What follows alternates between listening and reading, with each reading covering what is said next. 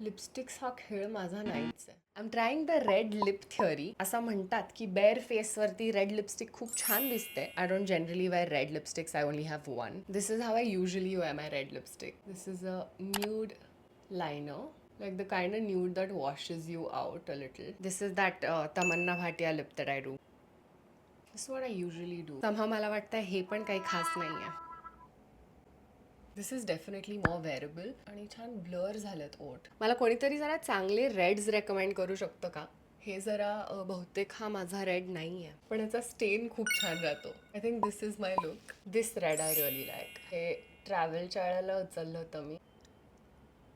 I think I can do a better red for this theory.